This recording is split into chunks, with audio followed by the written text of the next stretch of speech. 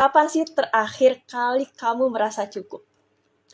Tanpa harus membuktikan apa-apa ke siapa-siapa. Kenyataannya, banyak dari kita hidup sambil merasa kurang gitu. Merasa kurang-kurang, ada yang kurang cantik, merasa kurang kaya, kurang apa lagi ya? Kurang baik, kurang layak, kurang inilah, kurang itu. Kita terbiasa mencari nilai diri di luar diri, seperti kayak pencapaian, validasi orang lain, terus perbandingan, dan tanpa sadar kita menyerahkan kendali hidup kita ke hal-hal di luar diri. Padahal pada bagian diri kita itu udah tahu sebenarnya kita tuh cukup, sebenarnya kita tuh worth it sejak awal. Dan malam ini kita nggak akan belajar menjadi orang lain, tapi kita belajar untuk kembali mengambil nilai diri kita dan kembali memiliki hidup kita sepenuhnya. Dan pada malam ini aku bersama temanku, aku akan mengundang. Gimana kabarnya Kak Aisyah? Alhamdulillah baik. Agnes gimana? Puji Tuhan, banyak banget hal yang udah dirilis ya. Jadi ngerasa energinya nih bersemangat banget menyambut April ini. Menunggu April ini. Oke guys, jadi aku hari ini tuh bakalan ngobrol bersama teman kerenku, namanya Kak Agnes. Kakak ini tuh founder dari Berharga Tanpa Tapi dan autor apa Kak? Teja Oracle juga ya? Ya. Teja Oracle tuh healer juga. Ya, Dan fasilitator. fasilitator dan sering juga bahas tentang self worth ya. Dan sebenarnya ini tuh kita tuh semuanya butuh Kak, tapi kita jarang sadarin. Dan aku tuh pengen mulai aja kali Kak.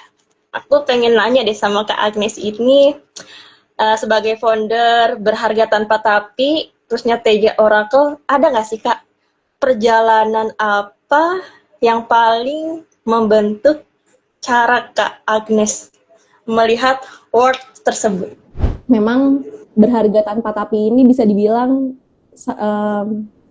kalimat ekstraksi dari perjalanan hidup aku gitu. Kayak ketika aku kecil, banyak banget ternyata kan yang kita lakukan, yang kita coba jalani. Ternyata ketika aku udah mulai sadar nih dengan proses perjalanan diri, segitunya banget ya perjalananku ini terbentuk dari trauma yang aku nggak sadari gitu. Dan akhirnya baru bisa ke proses itu belum lama sih sebenarnya, dari 2021-an lah aku udah bener-bener bisa rilis. Dan ya karena waktu kecil pernah punya pengalaman, aku tadinya bilang sexual abuse, tapi ketika aku udah mencoba untuk melihat netralitas dan healing generational trauma gitu, akhirnya aku menyebut kalimat ini menjadi sexual experience waktu kecil gitu, yang tidak disadari dan tidak dalam kendali gitu, sehingga ya itu membentuk diri aku untuk selalu merasa nggak berharga. Kayaknya tuh selalu ada hal-hal yang aku coba cari, entah itu dalam pencapaian, entah itu dalam, ya paling sering sih achievement sih. Kayak ambis banget dari kecil, memang ambis banget gitu. Kayaknya tuh kayaknya harus berprestasi dulu gitu untuk ngerasa cukup, dan kayak ngebawa nama harkat keluarga tuh seolah-olah tuh anak pertama kan, sindrom anak pertama lah, biasa heroic syndrome gitu. Dan ya udah gitu, itu kayak perjalanan yang sangat intens, tapi akhirnya itu semua yang membawa aku untuk melihat pembentukannya si Agnes ini ya lewat perjalanannya itu gitu, untuk akhirnya bisa menemukan misi jiwanya lewat sexual energy yang akhirnya aku coba kelola gitu di perjalanan ini. Dan ya udah akhirnya karena perjalanan aku dealing sama diriku, sama tubuhku juga gitu. Sempat juga ada di masa kayak menstruasi pun juga sebagai perempuan gitu kan, itu kayak fitrah perempuan ya, tapi ada masa di mana aku sangat lama nih untuk menerima gambar diriku sebagai perempuan. Kalau misalnya menstruasi terus saya kayak ih geli gitu, kayak ih jijik, kayak nggak mau nggak menerima bagian-bagian itu tuh, kayak ya akhirnya tubuhku juga ngedenger gitu. Banyak kayak cukup lama lah perjalanan diriku tuh ketika menstruasi tuh sangat nggak stabil, bisa kayak 3 bulan sekali, 6 bulan sekali, 1 tahun sekali, yang kayak gitu-gitu. Bahkan paling parah itu 6 tahun. Aku pernah 6 tahun gak menstruasi dan aku ngerasa biasa aja, karena menurutku itu ribet kan. Jadi aku ngerasa kayak ya aku nggak menaruh perhatian atau kayak ya udahlah biarin gue, maksudnya kayak saat itu juga masih melihat dengan luka ya, kayak gue menikah nggak menikah juga kayak ini nggak terlalu prioritas gitu. Jadi ya ketika terhubung dengan diri sendiri, kembali pulang gitu, dan kembali terhubung dengan tubuh, dengan rahim, itu powerful banget. Dan akhirnya puji Tuhan setelah 6 tahun itu ya terakhir 2019, dan ya baru banget tahun lalu aku akhirnya menstruasi lagi, dan itu sangat emosional banget. Dan akhirnya Teja ini lahir gitu. Teja ini ekstraksi dari hasil sounding yang ya perjalanan solitude aku beberapa tahun, terutama dari 2021 yang aku udah mulai solitude kemana-mana. Ada satu grup WhatsApp yang isinya itu cuman aku doang gitu. Jadi ketika lagi merantau solitude moment, dan akhirnya kayak dapat sesuatu, dapat ya kita bilang download wisdom atau apapun itu, yang kayak hikmat kebijaksanaan itu yang ini ya ternyata oracle gitu. Ya udah, akhirnya aku taruh di grup itu, kayak grup yang isinya cuma aku doang. Dan ya udah, akhirnya pas aku menstruasi aku ngerasa kayak aku pengen punya momentum momen nih untuk merayakan, dan kayak yaudah lahirannya itu dalam bentuk karya gitu. Jadi lahirannya dalam bentuk karya. Jadi Teja Oracle itu ternyata kayak anaknya Kak Agnes ya? Iya. Karena hasil dari karya kita itu yang kita keluarkan perjalanan diri sendiri itu anak kita gitu. Jadi anak itu nggak hanya tentang biologis fisik, melahirkan seorang anak, tapi bagaimana kita bisa mengekspresikan, menyalurkan itu. Bahkan ngomong kayak gini aja gitu, hanya dalam kata-kata itu pun juga sebuah ekspresi karya gitu, anak gitu. Ini sangat menarik banget sih ketika nanti ngomong tentang seksual energi yang sangat berkaitan dengan ekspresi ini. Oke. Aku pengen nanya lagi tentang, ada nggak sih Kak, pernah nggak ada fase di mana tuh Kak Agnes itu merasa kehilangan arah atau tuh kehilangan nilai diri, dan seperti apa sih titik baliknya dari situ? Titik balik dari kehilangan arah itu sama nilai. Ya,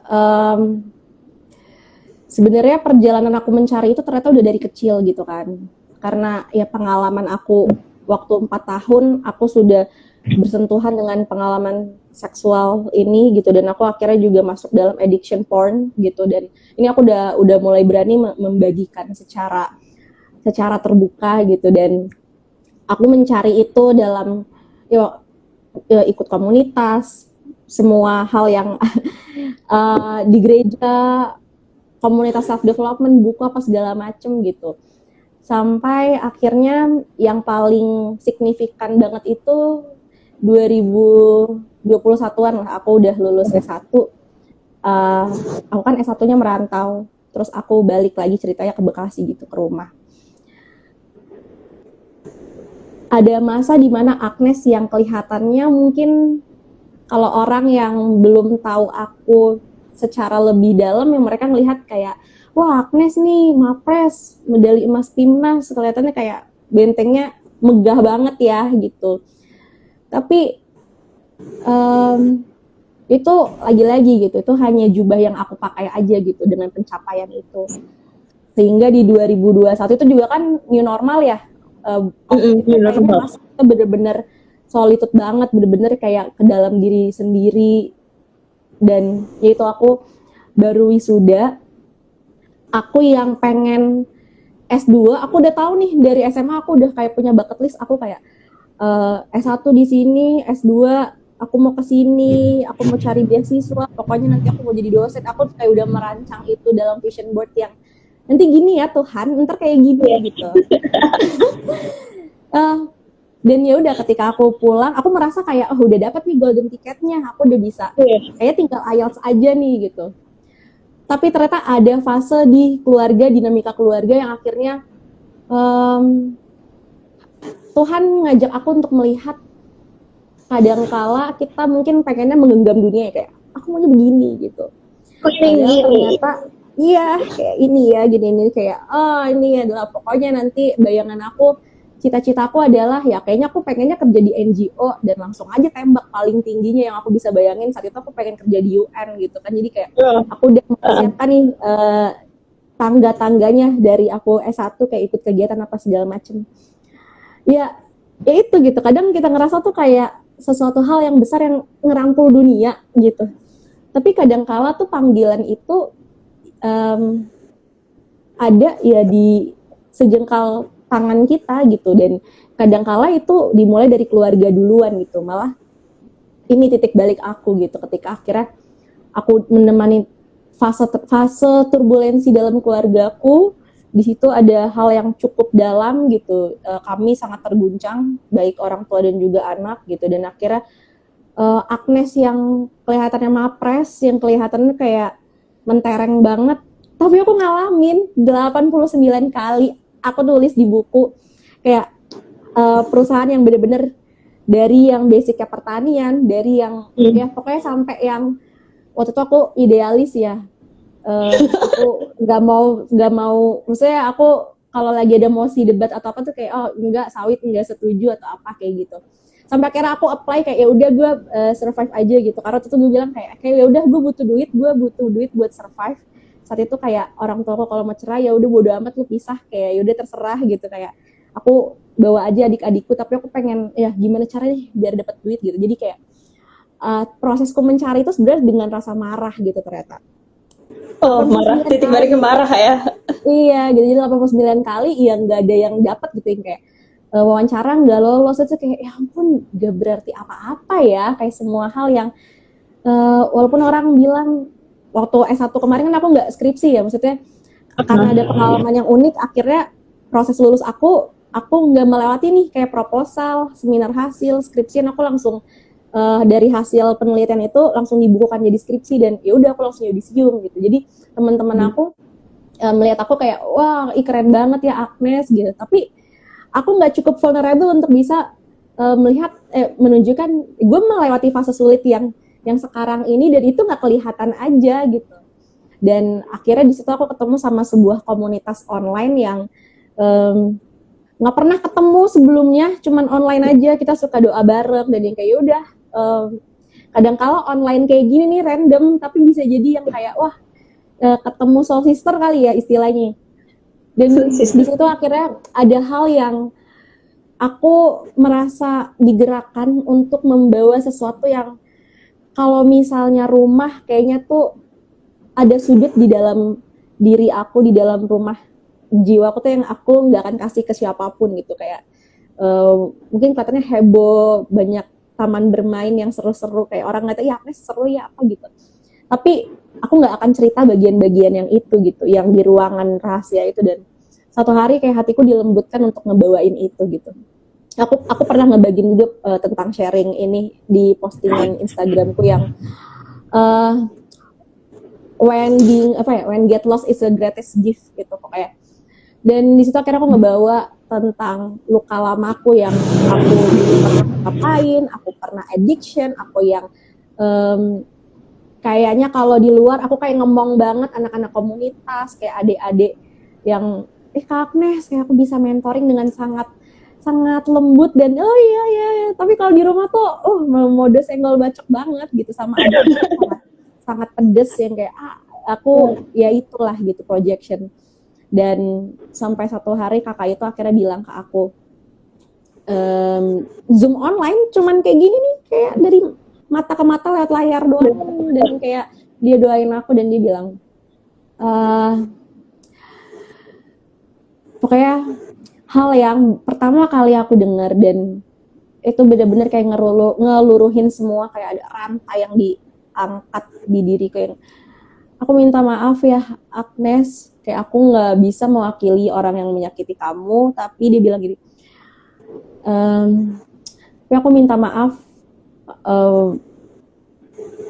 untuk semua hal yang terjadi di kamu.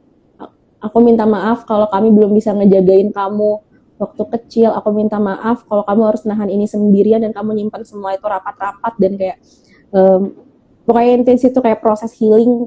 Aku merasa dilihat, aku merasa tidak dihakimi. Ya seringkali sebenarnya yang menghakimi ya diri kita sendiri gitu, yang paling dalam jahat ngejudging diri sendiri yang itu gitu, proses itu. Dan setelah itu akhirnya aku ngalamin yang kayak keangkat gitu, rantai-rantai yang selama ini ngebuat aku membelenggu diriku gitu dalam topeng-topeng yang aku ambil gitu, armor yang aku ambil gitu, tameng-tameng yang aku coba bawa gitu menutupi luka-luka ini gitu. Dan yaudah setelah itu aku malah ketika aku rilis bagian itu, akhirnya aku dipersiapkan ternyata untuk sebuah panggilan yang akhirnya aku dianterin momen-momen untuk ketemu sama si Agnes kecil yang lain gitu.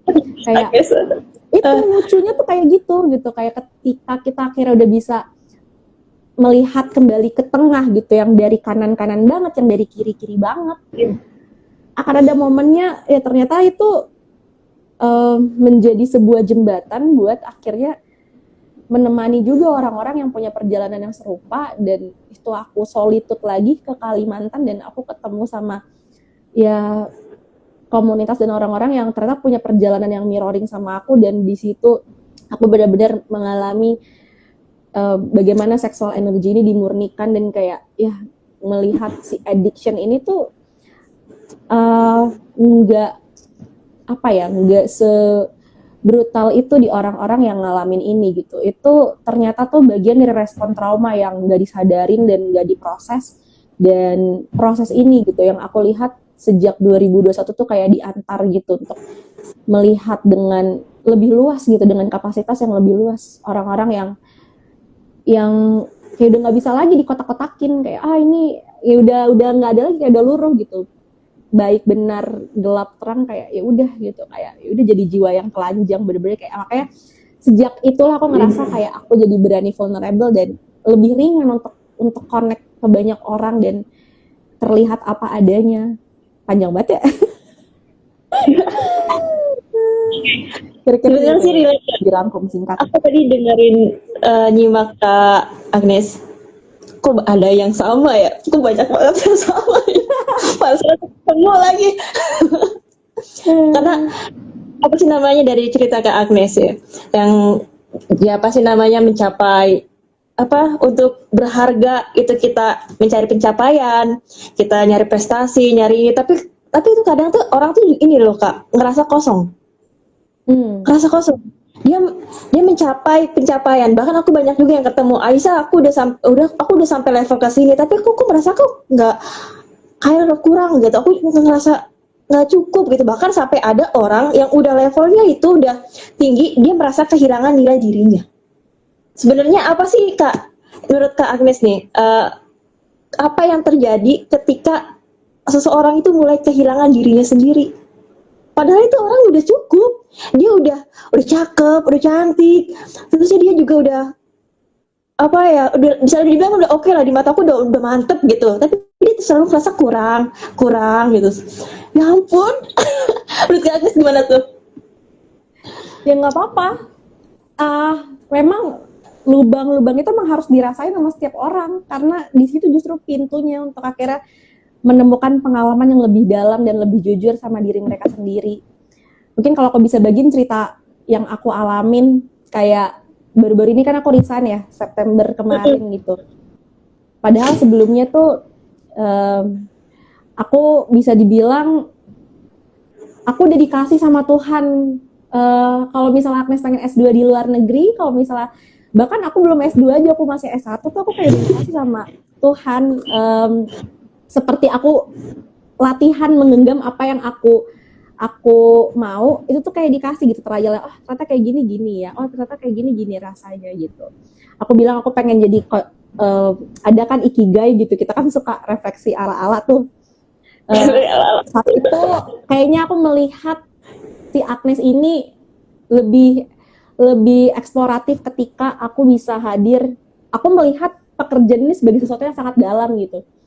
Aku pengen jadi konservasionis, atau aku pengen jadi peneliti, atau enggak aku pengen jadi dosen. Kayaknya yang bisa memfasilitasi si mode Agnes yang seperti ini tuh kayak tiga pekerjaan ini gitu. Ya yang aku coba eksplor jalannya gimana gitu. Dan Tuhan kasih perjalanan itu gitu. Kayak aku merasa pekerjaan-pekerjaanku yang ku explore sebelumnya itu nganterin hal itu gitu. Dan kemarin aku udah kerja, waktu itu aku bayanginnya aku pengennya di UN, tapi ketika aku lihat lagi sebenarnya international exposure ini gitu yang bungkusannya yang temanya aku coba ekstrak gitu. Aku udah kerja sama ICR, semacam kayak BRIN-nya pertanian Australia gitu. Itu kan katanya kayak wah sama bule, kayak keluarga di sekitarku, teman-teman kayak wih keren banget gitu. Dan bahkan aku masih S1 loh, tapi tim aku semuanya orang-orang yang muda. Ya aku paling muda, dan kita kan ada tiga orang ya. Ada 3 wilayah di Lombok, Manado, dan di Bali gitu. Temanku yang 2 ini tuh udah S2, dan ya kelihatannya gitu jubahnya tuh yang kayak udah ini udah dikit lagi gitu, kayak bangunan nih udah mau jadi gitu, kayak udah mungkin ini udah gitu. Tapi pas bangunan udah mau jadi, ternyata aku menemukan sesuatu yang pas udah dijalanin, udah dirasain, enggak kayak ada lubang itu gitu yang kamu bilang tadi gitu. Kayak aku ngerasa beberapa hal bisa memfasilitasi, tapi ternyata enggak ini ya, enggak bisa mengantarkan hal yang kayaknya tuh ternyata bukan ini gitu. Dan aku udah mulai kan coba-coba kayak ambil sertifikasi, aku udah coba ikut, jadi kayak aku udah mulai ikut kelas-kelas apa segala macem gitu, dan kayak menemukan referensi yang lain yang aku mau coba nih akhirnya kayak gini gitu. Ternyata along the way aku nggak bisa di 2 kaki ini gitu, sehingga itu aku bergumul, dan akhirnya ya udah kayak aku terhubung sama rahim, dan yang kayak mendengarkan badan. Ada di momen yang kayak aku lagi-lagi dong logika duniawi kan kayak mencarinya keamanan ya, kayak aku menahan diriku dulu, tunggu ini dulu, siap-siapin ini dulu. Tapi diri kita tuh tahu gitu, kayak kadang ada hal-hal yang harus lompat gitu. Sehingga ya udah gitu, itu akhirnya pokoknya singkat cerita itu aku proses dinamika itu. Ada di momen sampai aku nggak bisa BAB 1 minggu, menstruasiku lagi macet lagi gitu, dan kayak wah resisten banget saat itu gitu. Dan ya udah akhirnya ketika aku pertama kali menstruasi tahun kemarin, aku pernah bilang apapun kayak kebijaksanaan rahim yang ya udah gitu, aku akan pertama hadir buat kamu, aku akan nemenin kamu, kasih aku dukungan, keberanian kayak untuk menemani perjalanan ini gitu. Dan ketika ada beberapa momen yang dianterin kayak pas minta resign, aduh gini banget ya, kayak berat banget gitu. Anak pertama juga kan, bapak gue juga baru pensiun gitu, dan logika itulah dihitung-hitung gitu. Dan yaudah akhirnya aku melakukan lompatan itu gitu. Dan yang aku rasakan adalah kadangkala pilihan-pilihan yang kita lakukan kadang-kadang tuh nggak benar-benar dari kita gitu. Dan diri kita bisa mencapai itu, bahkan Tuhan kasih fasilitasnya gitu. Dan bahkan mungkin kalau misalnya kayak manifesting kan ada kan kayak yang bilang manifesting itu harus jernih, nanti kalau misalnya ada dari ego atau apa, menurut aku nggak apa-apa juga kalaupun seandainya lu manifest dari false self lu gitu, dari bagian lu ya kayak gue. Ternyata kan ketika gue ekstrak, ternyata si cita-cita pengen jadi dosen atau yang kayak peneliti ini ya itu jubahnya Agnes lagi nih akhirnya. untuk menutupi si rasa berharga yang ternyata kan terus layer-layer ya, dikupas nih inner Iya, life-nya. terus menerus ya. Gak bakalan gitu. cukup. Dan akhirnya ketika menemukan kejernihannya apa, waktu kita udah ada di persimpangan itu, ya kita akan ada perspektif yang lebih luas lagi dengan pilihan yang lebih beragam lagi untuk ngebawa kita kepada hal yang paling jujur gitu, hal yang paling bener-bener kita gitu, hal yang paling nggak karena orang tua, nggak karena siapapun di perjalanan ini, yang kadang keputusan dan pilihan-pilihan itu tuh yang kita lakukan itu ditunggangi sama hal-hal ya entah apa kata orang, entah label atau kayak standar yang orang tetapin, dan ya kita nggak berjalan di jalan kejujuran diri otentik kita gitu, dan itu yang bikin kita akhirnya jadi burnout, itu yang bikin kita jadi akhirnya merasa kayaknya nggak ini deh gitu, kayaknya ada hal yang mungkin lebih besar dari yang sekarang dijalani, tapi keberanian itu gitu yang akhirnya bisa kita dapat waktu kita menemukan kejernihan itu. Yang pertama-tama ya harus ngalamin kebimbangan itu dulu untuk mempertanyakan apa sih hidup ini, apa sih ini pilihannya, apa sih ini cita-citanya gue ini ke arah harus nyemplung ke blow on dulu guys. Iya, dan itu aku malah ngerasa sangat-sangat abundance banget gitu, walaupun katanya kayak dalam uncertainty ini gitu kan, kayak banyak hal yang logika finansial tuh itu nggak masuk, tapi ternyata tuh aku ngalamin keberlimpahan yang itu sangat ngeflow, itu sangat kayak langsung nyemplung gitu, yang wah, mungkin aku ngelihat kamu juga kan alumni revisi hidup kan, kayak kita bener-bener dikulitin banget nih tentang purpose life ini gitu. Ya aku ngelihat pekerjaan itu tadinya sebagai pencapaian yang maunya ke sana gitu. Tapi ternyata ketika aku bersyukur banget gitu, aku selalu diantar ke orang-orang yang akhirnya punya perjalanan yang mereka terus mencari kedalaman makna hidup mereka gitu. Dan itu membuka banyak perspektif dalam diri aku, dan ya ketika aku temukan ya aku adalah Agnes yang ternyata misi jiwaku itu adalah membantu orang untuk bisa menemukan kembali rasa berharga dan rasa berdayanya gitu.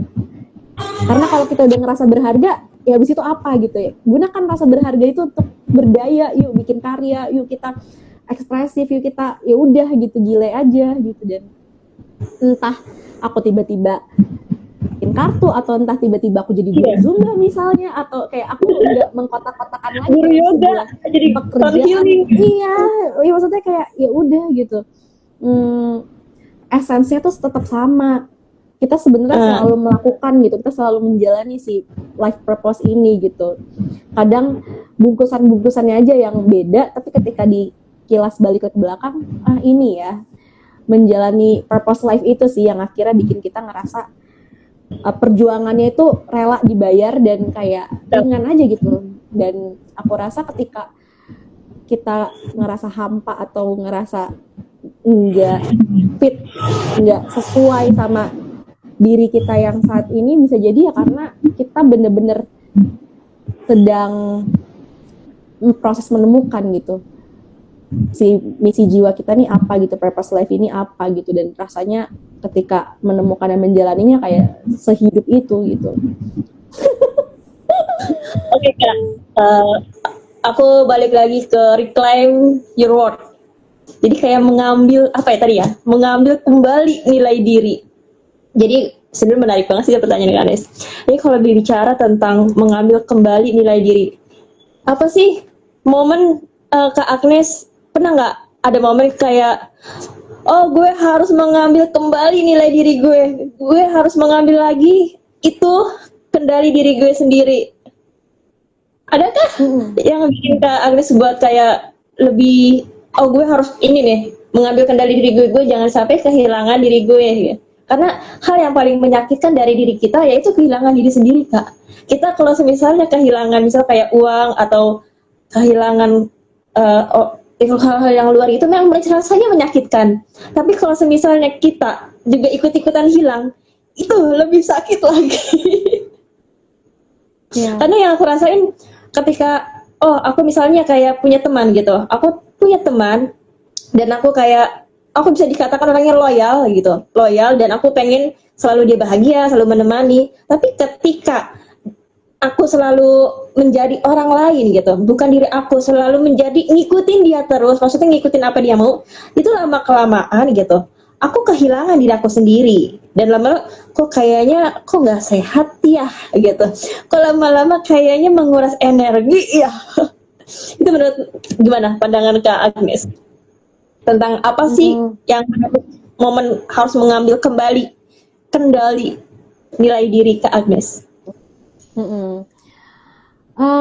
Kalau yang dari kamu sharing tentang pengalaman kamu itu misalnya kayak bagaimana kita bisa mencoba berbaur tapi akhirnya kita nggak kehilangan diri kita gitu, kita berteman tapi kita akhirnya bisa jejak gitu sama siapa diri kita yang sebenarnya gitu. Dan nggak apa-apa, kadangkala emang itu harus terjadi gitu untuk kayak bisa aku bilang sebenarnya pengalaman berteman atau pengalaman kita mencoba segala sesuatu dalam kehidupan itu ya eksploratif gitu untuk akhirnya jadi bagian yang oh ternyata yang ini bisa ya di gue, oh yang ini nggak works ya di gue, oh ternyata gue nggak suka nih diginiin, oh ternyata ini gue nggak nyaman gitu. Dan hal-hal itu yang akhirnya bikin kita jadi terhubung, yang bahkan kadang-kala pun ketika hari ini nggak nyaman, ini pun juga bisa terus berkembang gitu. Mungkin sekarang nggak nyaman, mungkin nanti suatu hari nanti ketika kita bisa nge-tracing apa yang bikin nggak nyaman ini, oh ternyata ada bagian-bagian ini yang gue luka bagasiku waktu dulu gitu, traumaku waktu dulu, dan ada masanya aku belum hadir secara netral untuk melihat dengan lebih besar apa yang sedang terjadi. Jadi kayak serampangan aja nih, kayak langsung cut off toxic atau kayak ini aku ngerasa draining, dan nggak apa-apa untuk akhirnya dirasain semuanya dan di explore sehingga kita nemuin titik balance-nya tuh gimana sih, apa yang sebenarnya paling cocok sama gue atau enggak gitu. Dan karena menarik banget kalau misalnya ngomongin diri sendiri, kayak perjalanan pulang ke diri sendiri. Kebayang gak sih misalnya kayak saat ini ketika kita lagi ngobrol, aku yang saat ini ngobrol di jam 20.04 ini dengan aku yang masih siap-siap live tadi di jam 8 tadi gitu, dan kamu yang mungkin juga tadi sore sebelum kita ketemu habis melakukan sesuatu gitu, kayak kita aja tuh udah jadi orang yang berbeda gitu. Yes, benar. Kita tuh beda gitu sih, kayak setiap hari dalam satu hari kita bisa jadi mungkin ada 50 Agnes lainnya yang ada di hari ini gitu. Dan sadar nggak sadar ya ini ada gitu.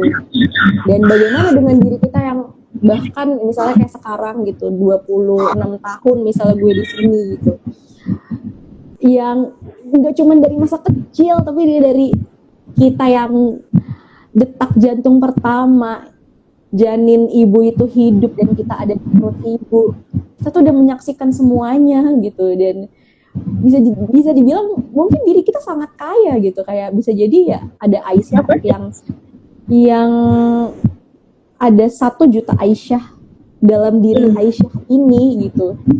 Dan bahkan Aisyah nggak hanya tentang Aisyah yang usianya sekarang gitu, tapi Aisyah yang bisa jadi hidupmu tuh udah puluhan ribu tahun ketika kamu ngobrol sama aku, yang aku ketemu sama banyak orang yang misalnya aku umurnya 26 tahun, kamu tambah aja gitu dari omongan yang udah aku rangkum 26 tahun hidupnya Agnes, aku rangkum dalam waktu 1 jam ini, dan kamu udah ketambah 26 tahun saat ini gitu. Dan kayaknya umurnya kayak bukan 26 tahun deh. Iya gitu. Seseorang yang udah mengalami perjalanan panjang, kayak udah bertahun-tahun, old soul. Jiwa yang udah banget di tempat. Itu gitu, jadi kayak betapa kita aduh sedih banget gak sih kalau misalnya kita akhirnya tuh kayak menghakimi diri sendiri tapi juga jadi diri sendiri karena takut sakit lagi gitu. Padahal ya kadang-kadang ya semua tamu ini ya perlu didengar gitu. Maksudnya ya ini kemarin lah aku baru banget ngalamin gitu, yang kayak aku resign ini kan ada momen kayak oh ya udah gitu, aku pengen karena menurut aku abundance versi aku itu adalah ketika aku bisa hidup menjadi Agnes yang ekspresif, lepas, bebas gitu. Menurut aku itu abundance aku gitu. Ketika itu kayak ketahan, aku nggak bisa melakukan itu gitu. Dan aku menghormati gitu keputusan dan kebijakan dari pekerjaanku sebelumnya gitu. Dan aku sangat menyayangi tim aku gitu. Tapi aku menyadari ada hal yang ini penting, value ini penting untuk aku gitu. Dan ya udah gitu, aku memilih apa yang esensial untuk aku, yang mungkin ini nggak bisa dipahami oleh semua orang. Dan aku ingat lagi kata-kata Mas Ali kan, kayak mendingan ini jadi living notion buat aku sih, yang aku klaim juga. Gila Mas Ali kalau sungkem deh aku. Jadi Mas Ali pernah bilang kayak gini, kayak mendingan lo ngejalanin hidup yang lo ngerti, yang mungkin orang-orang lain tuh nggak ngerti, dibandingkan lo ngejalanin hidup yang orang-orang ngerti tapi lo sendiri nggak tahu hidup lo tuh apa gitu. Dan wah ya juga ya gitu. Dan itu gitu fase akhir aku resign, aku oke, Tuhan aku pengen berkarya, aku suka banget dari kecil tuh ngomong kayak gini. Jadi menurut aku ini pengen jadi sesuatu yang ya apapun jubahnya, ya aku mau melakukan ini seumur hidup gitu. Ya sekarang ngomong kayak gini ya aku nggak tahu nanti mungkin akan dinamis gitu, tapi saat ini aku pengen dengan sangat ekspresif, lepas dan berani, aku pengen kayak gini, ngomong kayak gini gitu. Tapi along the way ternyata kan ada masa-masa fase transisi itu gitu ya, liminal stage itu lagi peralihannya. Aku udah resign tapi ternyata aku masih belum berani ya gitu, aku takut, aku masih ada rasa, bener itu aku inner walking, aku kayak aku kok nggak lepas ya di sosial media gitu. Aku malah merasa waktu aku kerja tuh aku malah lebih chatnya tuh hebring gitu di hidup aku. Iya, aku ngalamin itu semua. Aku proses ketika aku ngalamin aku kayak aku ngalamin lagi tuh ke fase kebingungan yang lagi-lagi menurut aku titik krisis aku terjadi lagi gitu. Dan saat itu juga aku ketemu sama teman ketika aku baru resign, dan kayak ada hal yang sebenarnya dia hanya spontan aja gitu membagikan dirinya, yang kayak ya udah, jadi lo siapa sih, lo apa gitu kayak. Tapi saat itu kan masih kayak mencari pijakan nih, kayak apaan sih, gue apa ya, gue siapa ya, gue bingung gitu. Dan kayak kepastian ya sih. Aku ngerasa ada fase yang aku akhirnya kayak mencoba untuk mengurai lagi semuanya. Dan fase itu memang harus aku lalui gitu. Kadang-kadang kita ngerasa kayak kita mungkin orang itu ya saat itu mungkin aku ngerasa baper, aku ngerasa kok kayak gini sih, kok gue ngerasa digagal pahami, kok gue ngerasa kayak disudutin atau di apa, aku nggak nyaman lah gitu dalam obrolan itu gitu. Dan ya kalau aku yang dulu aku bisa bilang kayak lo bukan orang gue cut off aja gitu. Tapi enggak gitu, aku akhirnya hanya hadir dan kayak udah aku mengangkati aja pesan apa yang dia bawa. Dan ya udah, kegelisahan itu malah membawa aku ke ya itu, tiba-tiba aku dapat undangan ikut revisi hidup gitu. Maksudnya kayak akhirnya aku malah ketemu misalnya sama banyak pengalaman dan orang-orang yang nganterin aku lebih dalam dan lebih jelas lagi gitu, lebih jernih lagi gitu membawa diri ini gitu. Dan hubungan aku sama sosial media juga yang kayak aku takut buat sharing, aku takut kayak, karena aku sadar nih ada hal yang sangat dalam yang aku perlu follow up, tapi aku siap nggak ya gitu, aku siap nggak ya gitu. Aku takut gitu karena aku kayak nanti kalau seandainya aku udah ya gitulah, banyak lah kayak gue terlalu mikir gimana gitu, kayak nanti aku siap nggak ya kalau aku nerima berbagai respon yang aku udah cukup stabil belum ya untuk itu semua gitu. Dan ya ditambah lagi aku ngerasa kayak siapa gue muda banget jadi itulah kayak aku ada imposter syndrome juga, kayak ngerasa itu kan aku ngerasa masih terlalu muda, kecil, kayak emang aku udah bisa ya, aku udah layak ya ngebawa ini gitu. Karena aku merasa ada panggilan yang perlu aku follow up, tapi aku pun lebih besar kan. Tapi kayak aku ngerasa ya banyak perasaan gak layak itu tadi. Dan akhirnya aku bersyukur sama orang-orang yang nge-trigger aku hari itu gitu. Dan malah aku inget banget full moon Desember kemarin, akhirnya aku bisa sending compassion ke mereka, bilang makasih ya untuk momen hari itu, kayak itu bener-bener kayak aku dianterin Tuhan sama semua hal yang aku butuhkan, yang kamu memantik aku untuk aku bertemu dengan bagian yang lebih dalam diriku gitu. Dan ya udah gitu, malah semakin hangat gitu, semakin kayak aku ngerasa malah kita jadi semakin intimate gitu satu sama lain gitu di pertemanan. Jadi ya udah, mungkin ketika kamu tadi cerita tentang gimana ya kok gue jadi nggak lepas gitu ya, kalau dari yang aku coba proses adalah kayak kita berbaur sama siapa aja. Dan yang paling aman, yang paling pertama itu adalah kita bisa hadir dengan nyaman gitu untuk diri kita sendiri gitu, entah Penting, Kak. gimana.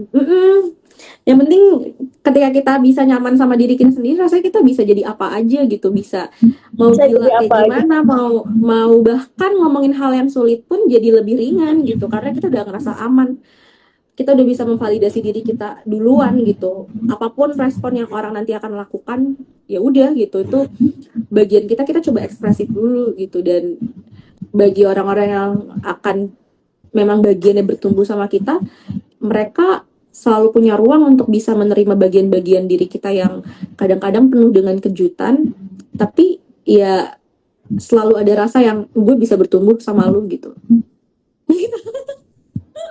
Itu termasuk kayak jenis boundaries nggak sih, Kak? Dan aku yakin juga banyak yang relate sama hal ini. Jadi tapi kan di sisi lain ya, kita ketika kan kita mulai menjaga diri ya, kita juga jaga diri, jaga energi sendiri juga gitu. Terus ada rasa, Kak, justru rasa muncul rasa bersalah. Rasa bersalah kenapa ya? Membuat batasan itu terasa berat buat banyak orang. Nggak semuanya, Kak, orang bisa buat batasan loh. Ada orang yang benar-benar nggak bisa buat batasan. Dan jadinya orang-orang tuh sama dia tuh jadi kayak seenaknya. Dia malah ngerasa kayak, kok aku dimanfaatin? Bukannya dimanfaatin, kamu yang tidak bisa ngasih batasan. Makanya itu menurut Kakak gimana sih membicarakan tentang soal boundaries? Sebenarnya kita penting juga kan menjaga batasan diri kita. Kita kan boleh yang namanya kita bergaul sama siapa aja, kita berteman sama siapa aja. Tapi ketika kita merasa, oh aku gak nyaman ya, bahkan aku ini, Kak, aku juga pengen cerita juga jadinya. Aku ada beberapa sensitif, tubuh aku sensitif, Kak. Jadi bisa dibilang otak aku kayak ada dua loh. Jadi otak aku kayak ada dua. Jadi ada di kepala iya, di perut iya. Ketika aku bertemu sama orang dan perutku itu kayak hangat, kayak butterfly gitu, itu berarti tandanya cocok. Jadi kayak aku sama ngomong ke Agnes, kok aku nyaman ya gitu, aku nggak ngerasa kayak mulus. Tapi ada loh, Kak, aku kayak ketemu sama orang, dia belum berbicara, belum kenalin namanya, baru datang aja. Tapi aku udah tahu niat dia, terus perut aku langsung kram, bahkan sampai mual, Kak.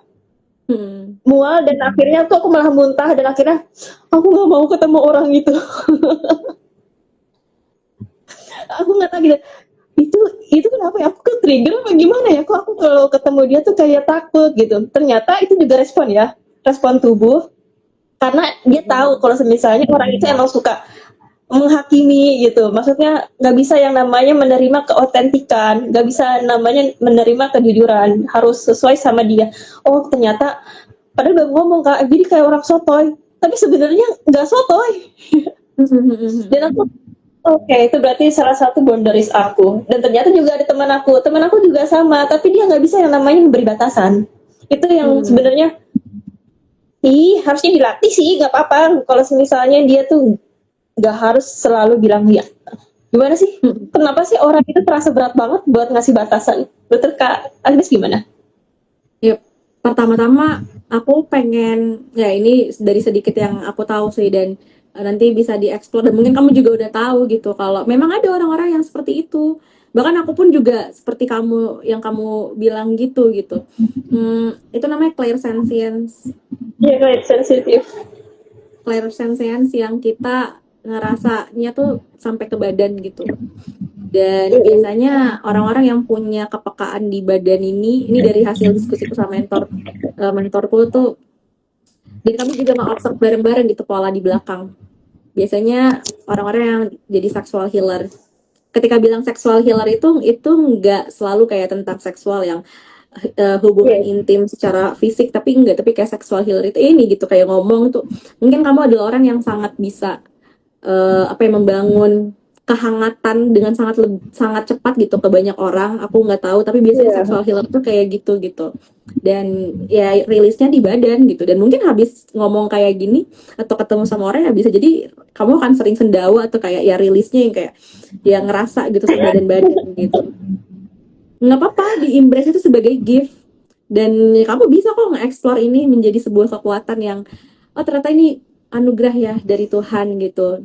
Dan pelajaran pertamanya adalah ya kita akan dikasih dulu pengalaman untuk akhirnya bisa menampung seberapa kecukupan yang bisa kita coba, yaitu yang kita bilang akhirnya boundaries ini gitu, yang kadang-kadang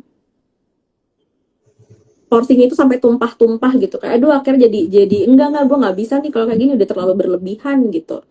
Dan bahkan mungkin kayak ketemu sama orang atau kayak ya gampang kesedot lah kayak Dementor gitu kan, kalau di Harry Potter tuh kayak langsung ketarik gitu, aduh tiba-tiba gue langsung kayaknya enggak ini nih gitu, kayak oh jaga frekuensi 5D 5D gitu. Dan nggak apa gitu, maksudku ini fase yang memang harus dilewatin gitu. Yang pertamanya kadang-kadang kita jadi overgiving, fixer juga, people pleasing, ya itu harus dilewatin buat akhirnya bisa melihat apa yang kita lakukan itu jadi oh ternyata ketika aku melakukan sesuatu, respon yang aku lakukan ini masih memberi dengan luka ya gitu. Jadi aku melakukan kebaikan ya sebenarnya projection aja gitu nih, cara aku baik sama orang, cara aku treat orang seperti ini, dan mungkin akhirnya jadi attachment gitu. Akhirnya ketika aku bilang attachment di sini bisa jadi kayak orang itu jadi nggak berdaya gitu, nggak melakukan bagian mereka secara mandiri, dan ada bagian yang minta disuapin terus gitu, dan ya ini gitu. Dan nggak apa-apa itu dirasain dan dialami sampai nanti kita bakal ada di momen yang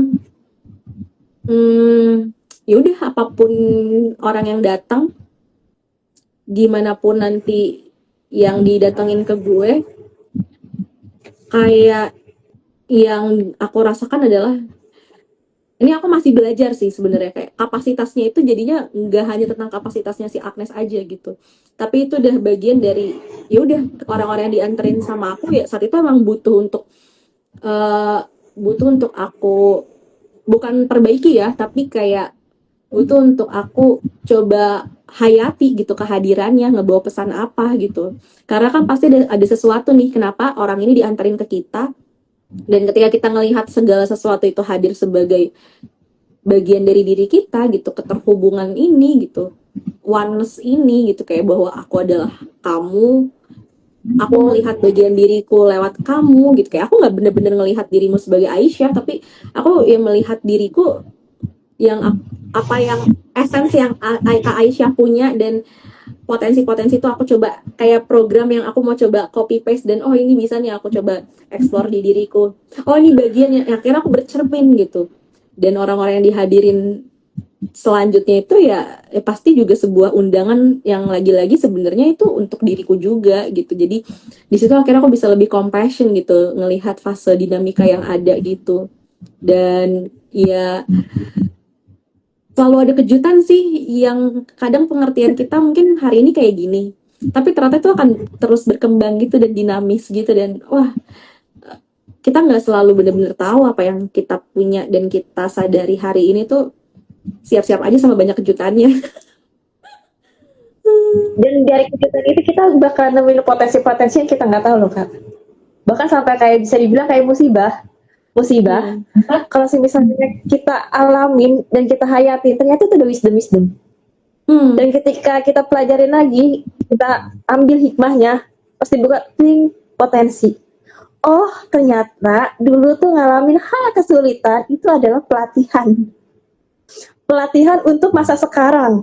Misalnya kayak sekarang itu masanya kegelapan ya, bisa kegelapan lagi, bisa dibilang lagi chaos lagi ada yang perang, inilah itulah gitu. Tapi karena di tahun 2020 aku juga sama ngalamin healing, dan aku proses kebatinan terus menerus, dan aku ikuti nih apa sih namanya compassion hati itu gimana, dan sampai menemukan bagaimana caranya berdamai dengan diri sendiri. Ketika kondisi lagi kayak gini kak, itu bisa jadi lebih damai loh kak. Oh ternyata dulu ngalamin hal-hal pahit, ngedalamin kayak kegelapan, ya Allah gini banget sih, ini apaan sih, maksudnya apa. Dan ketika aku baru paham sekarang, oh ternyata maksudnya tuh begini loh. Ternyata aku tuh dulu tuh kayak gini karena untuk posisi sekarang. Dulu aku nggak ngerti sama sekali. Jadi nggak tahu apa ya. Bisa dibilang kayak mengalami masa kelam, ya lagi tuh kayak tadi masa kelam. Terusnya sama hal-hal yang tidak kepastian. Mungkin orang-orang pada takut sama hal yang nggak pasti ya. Tapi ketika Aisyah, ya udahlah, nggak pasti banget. Apa sih?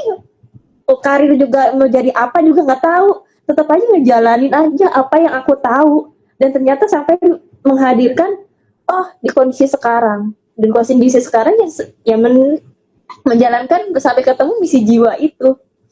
Dan walaupun orang lain nggak jelas banget sih ini anak kerja nggak ada arahnya, kok ini anak malahan kerja tuh yang normal-normal aja, sedangkan kan nggak semua orang normal kan. Terus ada di sana kerja tuh normal-normal aja, kerja ya udah di kantor, kerja di instansi-instansi, tapi ternyata si Aisyah berani yang namanya keluar dari sistem itu.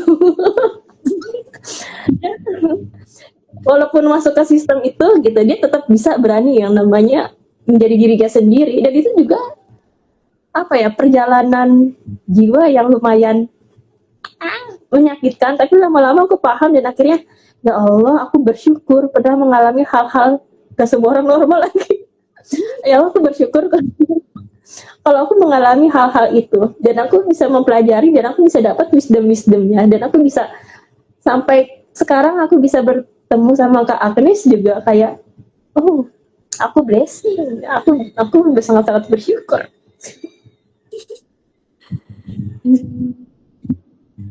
Oh iya, dan aku juga terus nih aku pengen kembali lagi bicarakan soal nilai diri gitu. Kan sekarang aku pengen bahas tentang kedaulatan.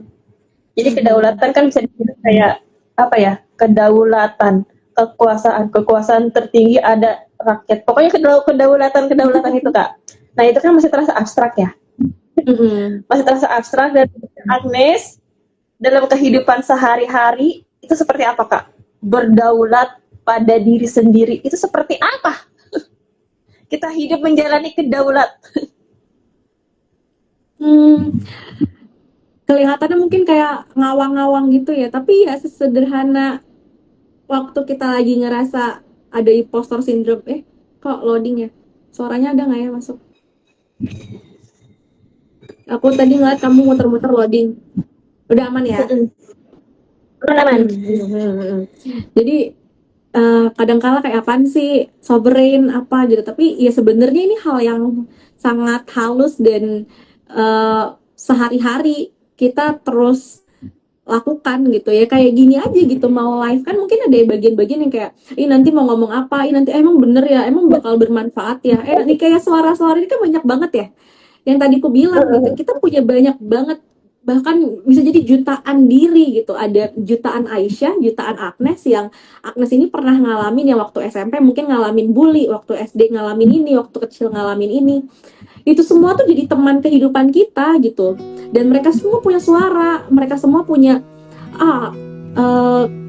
bagian-bagian yang butuh untuk kadang-kadang nyari perhatian gitu, dan ada hal-hal yang tak dulu ya, oke, aku simpen dulu ya, nanti aku temenin kamu duduk bareng ngobrol, tapi sekarang aku perlu untuk kayak gini, dan ya kita bisa ngepuk-pukin bagian si takut yang berasal dari mungkin diri kita yang dulu pernah dibully gitu, dan kita bisa bilang aku di sini ngomong ya, momen kesempatan ini bisa hadir, itu semua tuh udah anugerah dari Tuhan, itu diantar ya, itu bagian dari ya kasih karunia ini gitu, sehingga kalau ini dianterin dari dia, dan ini yang aku akhirnya klaim gitu, sovereign ini gitu, kayak dulu aku ngelihat hidup ini kan untuk Tuhan gitu, kayak ya udah gitu pelayanan gitu, yang kayak ya, aku dari kecil ya udah di gereja aku pelayanan ini, tapi sama aku ngerasa kayaknya tuh ini bikin jadi ada jarak gitu. Aku kayak ngerasa ketika aku kepleset lagi, aku kayak bahkan ngerasa marah aja aku nggak layak gitu, kayak ya Tuhan aku marah lagi, aku berantem lagi gitu, ya Tuhan aku kepleset lagi, aku kayak gitu. Itu kayak eh, beda banget. Sampai satu momen akhirnya aku mengganti satu kata yang ini akhirnya jadi programming dalam diriku gitu, satu kata yang sangat powerful yang tadinya aku melihat hidup ini untuk Tuhan, jadi hidup ini bersama Tuhan. Ini bersama aku Tuhan, lagi ya. ngalamin apapun, kayak ya aku jatuh dalam kelalaianku, aku merasa aku nggak berharga lagi, kayak aku merasa kayak imposter syndrome lagi, aku merasa bahkan kayak akhirnya kelepasan lagi gitu, kayak eh, nggak bisa mengendalikan diriku dengan bijaksana misalnya kayak gitu ya. Aku akhirnya melihat ya semuanya ini satu kesatuan gitu, semua ini bagian dari Tuhan mempersiapkan aku untuk mempelajari sesuatu, dan ya aku harus melewati masa-masa yang kadang aku bukan gagal ya, tapi ada strategi yang nggak efektif gitu, dan ya kan hidup ini bersama Tuhan gitu. So in case mau diapa-apain, mau gimana gitu, kayaknya aku jadi lebih berani gitu untuk bisa ngebabat alas apa aja gitu. Sehingga misalnya kayak tadi gitu, ada Agnes yang misalnya ngomong kayak gini, kayak ini juga aku kupas juga, kayak aku di sosial media aku kayak live kayak gini juga nggak seberani ini gitu sebenarnya dalam beberapa waktu yang dulu gitu. Tapi aku bilang aja gitu, mungkin kamu juga kan perlu beberapa kali mencoba gitu untuk akhirnya bisa firm, untuk akhirnya bisa ya udah ternyata kadang kita cuma butuh familiaritas aja untuk nyobain, dapet pengalamannya, dan ternyata kita bisa bilang ke diri kita yang mungkin waktu SMP kita pernah dibully, dan kita cuma butuh satu kali ini kita coba dulu yuk bareng-bareng, kamu percaya aja sama aku yakin kamu bakal nagih kayak gitu. Dan ternyata ini kan akhirnya nge-flow aja gitu, karena kayak ya ini gitu, ini Buka. semuanya udah yang nyampe pun udah kayak nggak pernah kurang gitu loh, bahkan rasanya tumpah-tumpah gitu, kayak berlimpah gitu. Jadi ya yang nyampe pun apapun yang disampaikan itu udah bagian dari hal yang bahkan yang aku sampaikan nggak akan benar-benar sama persis dengan apa yang akan kamu terima, dan kamu punya kekayaan kamu sendiri untuk mengelola bagian-bagian yang kamu dengar hari ini gitu, dan bahkan mungkin jauh lebih kaya dari apa yang aku bisa sampaikan saat ini gitu. Kayak ada banyak proses Aisyah rewiring semua bagian berapa puluh tahun kamu hidup, dan itu gitu akhirnya kamu mendapatkan satu informasi satu aja, tapi clarity itu bisa jadi pintu akan banyak hal yang bikin kamu jadi lebih bold lagi gitu. Dan ya ini sovereign yang akhirnya aku coba delivery gitu, kayak dalam perjalanan hidupku sehari-hari ya memeluk semuanya ini, tamu-tamu yang datang apapun itu gitu. Dan akhirnya ini jadi bikin aku lebih cepat rilis juga sih. Kalau dulu mungkin kalau ngalamin krisis atau apapun itu mungkin bisa sampai pengen exit sendiri ya, yang kayak bener-bener yang bisa jadi lama mungkin, tapi lama-lama buat trigger yang dulu tuh berbulan-bulan, dulu sampai left dari grup, tapi sekarang kayak mungkin keluar jalan dikit udah dapet gitu, kayak pengalaman dialog suwungnya ini gitu. Jadi Mungkin dulu tuh bisa dibilang kayak banyak reaksinya kak, banyak reaksinya. Jadi kalau ketika ada trigger gitu, kita belum paham ya, belum dapat pesannya itu, banyak trigger kita langsung pengen bales, langsungnya reaktif dulu gitu. Juga sama aku juga dulu reaktif. Dan kalau misalnya sekarang mungkin itu juga butuh latihan juga ya, ketika ada trigger orang yang kayak ngeselin lah, orang yang sebenarnya membawa pesan loh kak. Bahkan sampai orang yang menyakiti kita ini sebenarnya orang yang bawa pesan untuk kita. Oh ternyata misalnya kayak Aiza, ada orang yang menyakiti, ini kira-kira aku ada masalah apa ya, kita dalam diri dulu gak sih kak, kita dalamin diri dulu, kira-kira aku ada salah apa ya? Oh ternyata aku nggak salah apa-apa. Oh berarti dia menyakiti, bahkan dia marah, bahkan dia sampai melukai orang lain, itu karena dia tidak terhubung oleh dirinya sendiri. Dia tidak, karena orang yang terhubung sama dirinya sendiri, dia bakalan penuh kasih sayang nggak sih Kak? Dia bakalan penuh cinta dan dia penuh penghayatan. Tapi ketika dia sedang tidak terhubung oleh jati dirinya, dia melukai orang lain. Dan itu sebenarnya pas dikulik-kulik, justru malah kasihan. Jadi kasihan gitu. Jadi malahan bisa dikatakan, oh ternyata malah kebaca pola-polanya gitu. Oh aku belajar dari dia. Ternyata kalau dari dia tuh mengantar aku buat mengajarkan kesabaran. Misal kayak ada orang ngeselin gitu, oh dia melatih aku untuk kesabaran. Karena kalau kita minta kesabaran ya, serem juga sih kalau kita minta kesabaran sama Tuhan. Karena hasilnya apa? Dikasih orang-orang yang menguji kesabaran kita. Karena kita nggak bakalan bisa dikatakan orang yang sabar kalau nggak diuji. Kita bakalan dapat gelar sabar kalau misalnya kita bakalan diuji. Ya sama kayak ikhlas juga. Kita nggak bakalan bisa dikatakan orang yang ikhlas ya Kak. Kalau misalnya tidak ada yang diambil-ambilin. Tidak ada yang diambil-ambilin gitu. Dan ketika kita kayak seperti apa ya, kita berusaha terus gitu, ternyata hasilnya tidak sesuai ekspektasi. Itu kan juga pelajaran untuk ikhlas gitu. Dan sebenarnya kayak kamu melakukan ini untuk aku atau untuk egomu. Karena yang melakukan ini adalah aku. Bahkan ketika kita melakukan kebaikan juga, itu jangan diaku-akuin. Sampai aku pernah dialog sama diri sendiri gitu. Aku kayak ada rasa kebanggaan, iya aku udah melakukan kebaikan ini, oh iya aku udah melakukan kebaikan itu. Dan ternyata ada dalam diri aku yang bicara, iya emang itu kamu yang melakukan kebaikan itu. Kenapa kamu ngaku-ngaku? Itu kan bukan kamu, itu kan aku. Ini siapa sih? Soalnya berarti emang kayak gitu, setiap kita melakukan apapun, ya jangan diaku-aku. Bahkan sampai kebaikan, bahkan kayak keburukan ya udah. Jadinya ada kalau misalnya ada orang yang menyakitin, oh dia lagi nggak terhubung sama dirinya sendiri. Terus kalau ketika ada orang yang ngasih sesuatu yang mengenakan, oh ternyata dia juga sama.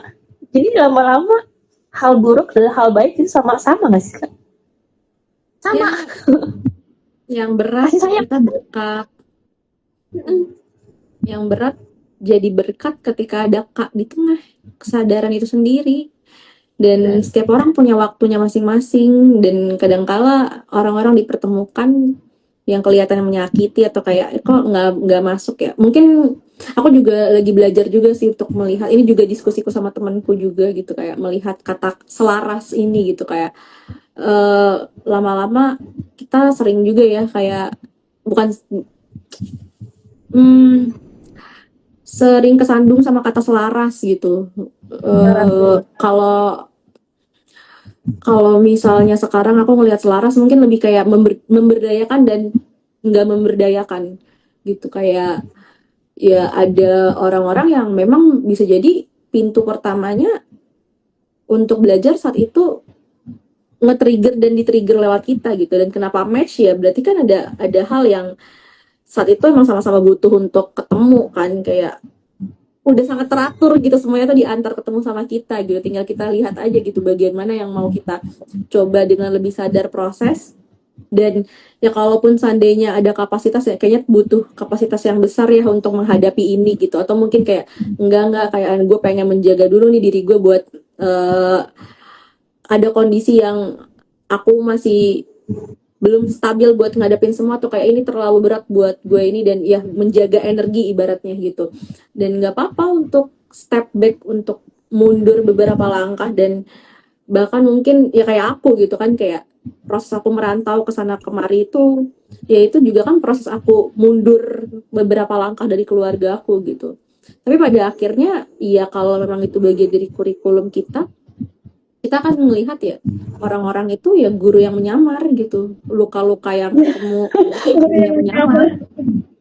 Ada yang guru pengen dijamar. Ya kalau emang pintunya harus dilewatin, kalau memang pintu itu memang bagian kita, jatahnya kita, mau kita muter gimana pun juga ya mau kita lewat gimana pun juga, pintu yang harus dilewatin ya bakal harus dilewatin juga gitu. Mungkin ada momennya karena kita melihat referensi yang beragam ini gitu, sehingga ada proses muter-baliknya ini gitu, dan pada akhirnya ya sebenarnya lucu sih, maksudku kayak kadang kita dikasih pengalaman dalam sebuah situasi yang mungkin kita bagian jadi korban dalam suatu peristiwa gitu, dan akhirnya kita bisa melihat perspektif sesuatu gitu, pembelajaran buat kita.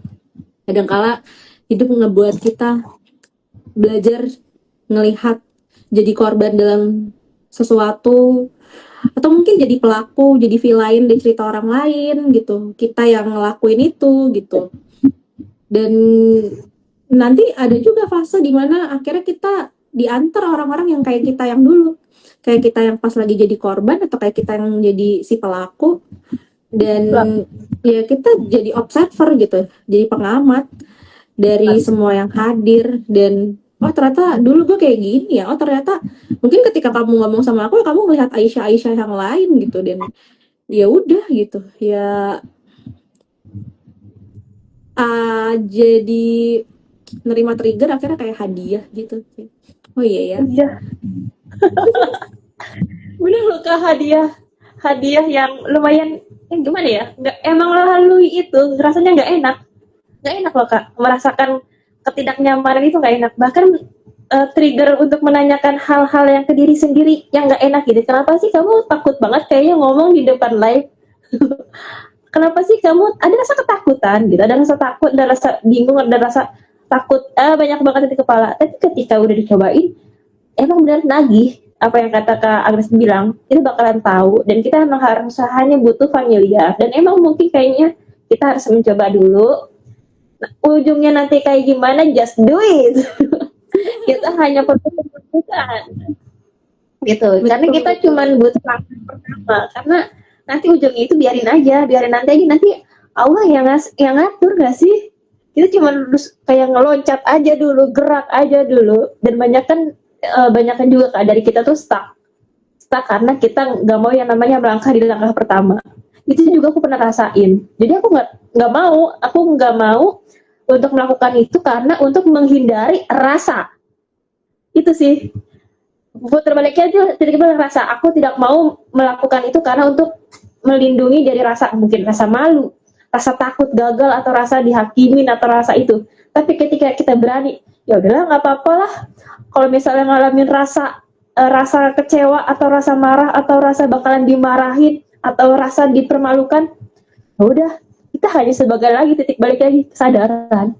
Kita hanya butuh sadar, oh aku merasakan marah, oh ya udah nggak apa-apa, ya. Oh aku merasakan malu, oh malu tuh rasanya gini gitu. Karena kalau misalnya kita nggak mau ngalamin hal-hal yang tidak nyaman itu, kita nggak bakalan bertumbuh nggak sih Kak? Kita nggak bakalan mencapai potensi tertinggi kita. Yang Allah mau tuh nggak bakalan tercapai gitu. Kalau misalnya ya kita masih tetap aja, bahkan kayak rasa layak sama nggak berharga itu juga sama. Kayak misalnya ada peluang-peluang baru gitu, karena kita ngerasa kayaknya aku nggak layak deh, itu kayaknya terlalu ini banget deh, terlalu luxury banget deh, terlalu mewah gitu. Kita ngerasa kita nggak layak, kita nggak berharga. Padahal kan kita sebenarnya tuh dari lahir itu udah layak ya Kak. Kita dari lahir, dari brojol gitu, kita udah layak, kita udah berharga. Tapi karena mungkin ada pengalaman-pengalaman masa lalu yang membuat kita ya nggak layak itu. Tapi ketika kita proses, kita ngobrol yuk, gitu, ngobrol, hai, ayo layak, hai nggak berharga, kamu tuh nggak layak tuh di mana? Emang butuh yang namanya ngobrol sama diri sendiri. Bisa dikatakan kontemplasi. Gimana menurut Kak Agnes? Ini aku baru banget explore, dan aku baru tahu ternyata dalam satu hari itu di dalam tubuh kita, darah kita ini tuh mengalir, kalau diukur itu 19.000 kilometer. Yes, 19.000 kilometer dalam satu hari.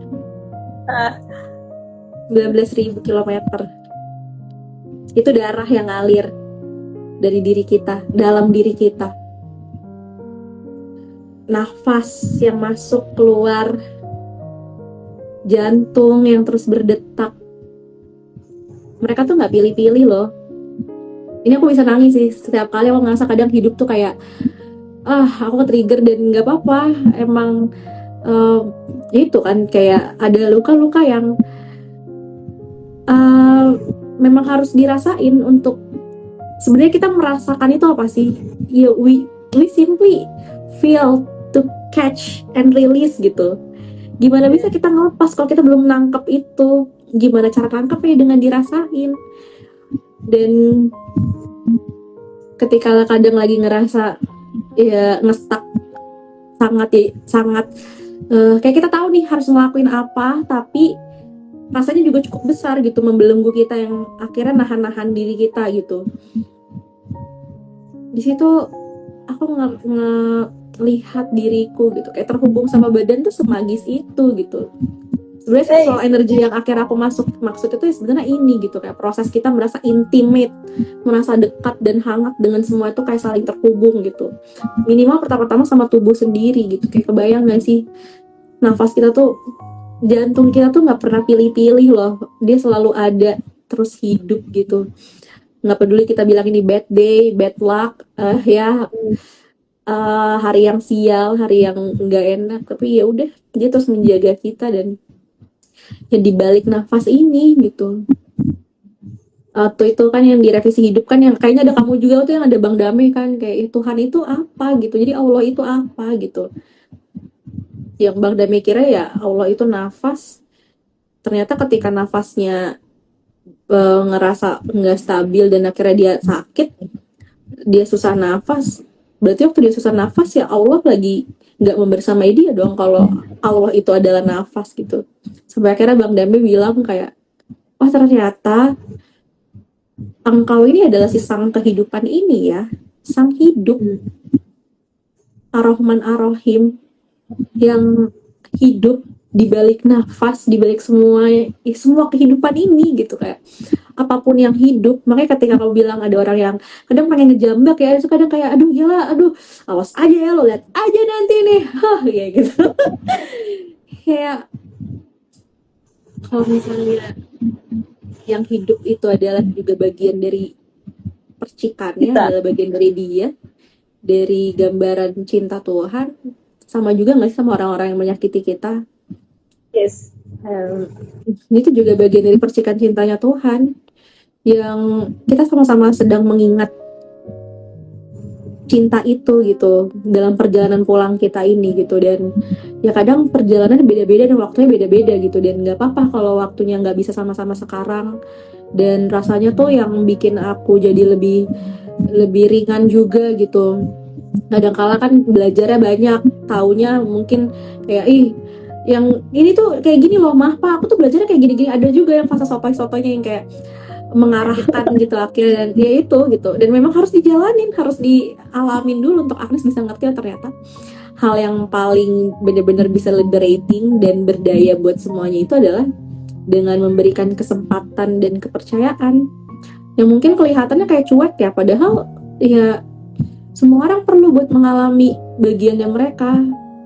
Ya bagian kita ya percaya aja kalau mereka berdaya, percaya kalau setiap jiwa tuh berdaulat, percaya kalau orang tua kita juga punya kurikulumnya, kita anak ada kurikulumnya, dan kita bersyukur lewat orang tua kita bisa mengalami kekayaan yang akhirnya aku bisa nge-extract banyak banget ya perjalanan kehidupan ini dari mama papaku yang mama papaku nggak pernah ya, baru sekarang bisa belajar terbuka seumur hidup dari mereka. Dan akhirnya aku bisa melihat ini ya, ujung-ujungnya misi jiwa juga akhirnya gitu.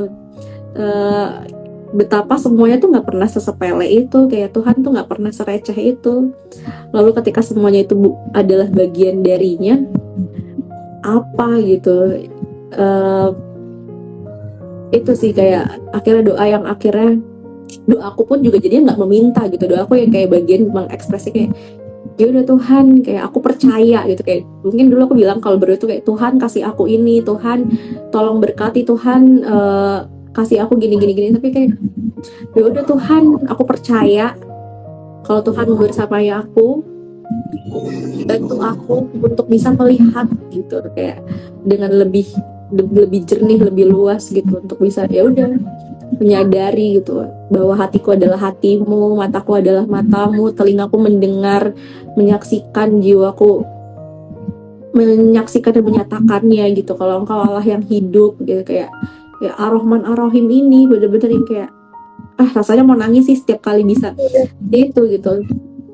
Itu aku suka banget bukunya Bang Dame sama Mas Denny yang Ruang Tanpa Nama itu, karena aku benar-benar melihat Tuhan itu jadi nggak sesempit itu gitu, kayak nggak sesempit di altar dan di gereja. Kayak ya udah, aku melihat keindahan dalam Islam dan aku bisa menyatakan kebesaran Tuhan lewat apapun yang ya bahkan mungkin kelihatannya hal-hal yang stereotip yang ini apa nih, tapi kayaknya nggak ada yang terlalu buruk gitu ketika semua kesadaran itu akhirnya kita bisa melihat itu pun juga bagian dari tanda hadirnya dia gitu. Lalu ya kenapa ya kita mengecilkan semuanya dengan baik buruk benar salah, padahal mungkin ya udah bentuk cinta yang kadang-kadang kapasitas kita belum bisa ngerti sekarang, tapi nanti dapet kok kalau memang itu bagian kita.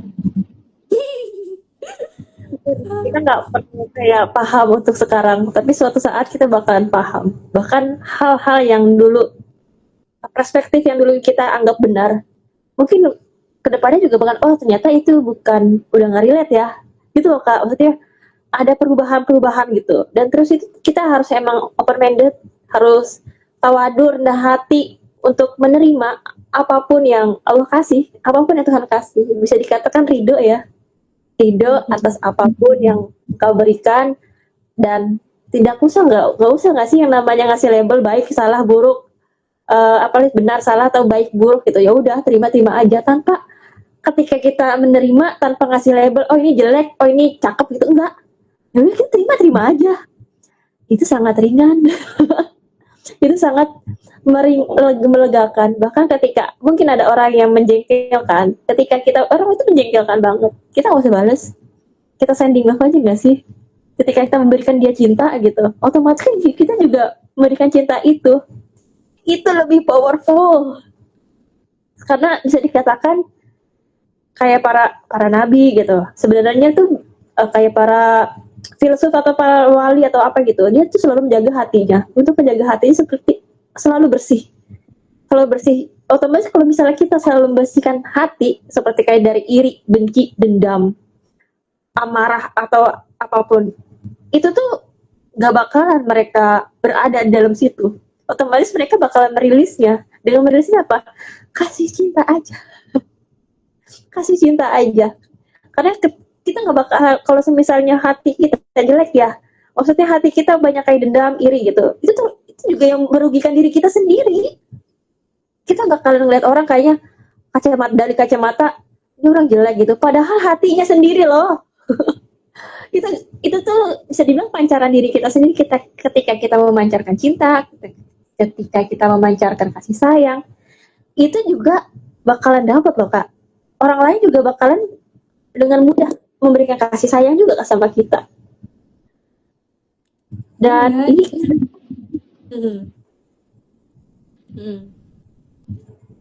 dan apa, ternyata kita udah lama banget kita ngobrol Kak. Nggak terasa banget.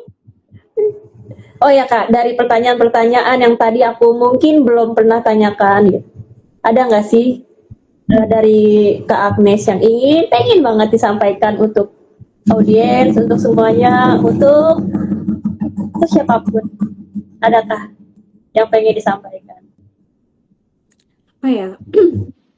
Mungkin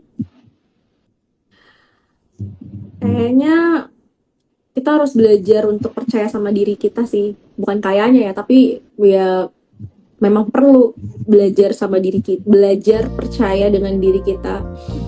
Apapun yang dirasain, apapun yang dialamin, apapun yang hadir, yaitu sebagai pesan untuk diri kita. Dan kadang-kala ketika kita, bahkan apapun yang aku omongin ini gitu, yaitu bagian dari diriku gitu, nggak akan pernah bisa sama persis dan mungkin cocok sama semua orang gitu. Dan semua hal yang didengar dari entah itu mentor kita, entah itu guru kita, entah itu orang tua kita. Rasanya kita perlu sih untuk belajar melihat itu sebagai referensi informasi gitu, sehingga kita nggak mentah-mentah ngambil itu sebagai projection akhirnya gitu, sebagai bagian dari oh aku harus kayak gini, katanya kayak gini, soalnya kayak gini. Bahkan misalnya kayak oh human design aku kan kayak gini, jadi harusnya aku kayak gini, oh aku nggak bisa kayak gini soalnya human design aku kan money gain, aku nggak bisa kalau kayak gitu. Ya nggak apa-apa, explore aja dulu. Ketika nanti ada hal yang nggak masuk dan mungkin nggak efektif tapi masih pengen coba, ya udah coba aja terus, mungkin dengan cara yang berbeda dan ya siapa tahu cocok. Tapi kalaupun seandainya ngerasa udah cukup dan mau mencoba lagi yang berbeda, ya udah nggak apa-apa, coba aja lagi yang lain gitu, dan nggak salah kok. Maksudnya benar dan salah itu relatif gitu, dan benar salah versi Agnes akan berbeda dengan benar salah versi orang lain, dan nggak akan pernah sama gitu. Satu informasi yang kita terima, hal yang kita ekspresikan, yang kita bagikan, itu nggak akan pernah sama diterima dengan semua orang gitu. Semua orang memprosesnya berdasarkan belief yang mereka punya gitu, berdasarkan pengalaman yang udah membentuk mereka, sehingga mereka melihat sesuatu itu oh kayak gini gitu, melihat apa yang kita tampilkan oh kayak gini ya, sehingga di situ aku jadi lebih ringan untuk iya gue dengar perspektif lo, tapi gue nggak akhirnya memberikan itu untuk menyetir gue semuanya gitu. Kayak jadi lebih itu cara dia untuk bisa mengasihi aku, cara yang dia tahu ya berdasarkan pengalaman dan kebijaksanaan yang menurut dia baik ya, kayak gitu untuk Agnes gitu. Tapi untuk bisa cocok dan relevan dan mau dicoba itu ya kita, kontrolnya itu di kita, dengan kebijaksanaan, dengan semua proses. Bahkan kadang kalaupun nanti harus ada trial dan error ya nggak apa-apa, eksperimental aja.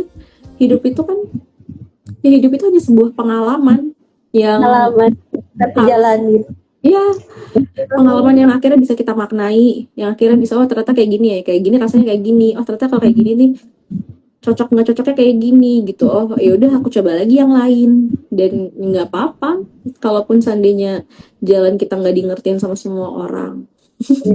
Justru emang unik, maksudnya emang harus kayak gitu nggak sih, nggak sama semua orang. Jadi kan lebih bineka ya kak, keragaman ya, lebih menarik ya kalau misalnya satu. Jadi ngelihat itu juga nggak perbedaan, ngelihat itu jadi ya keberlimpahan gitu, keberagaman gitu. Kalau lihat beda kan kayak oh beda, ini deh nggak sama, beda buang kayak gitu kan dulu tuh waktu sekolah tuh ada kayak gitu jokesnya. Ya keberagaman kan berlimpah.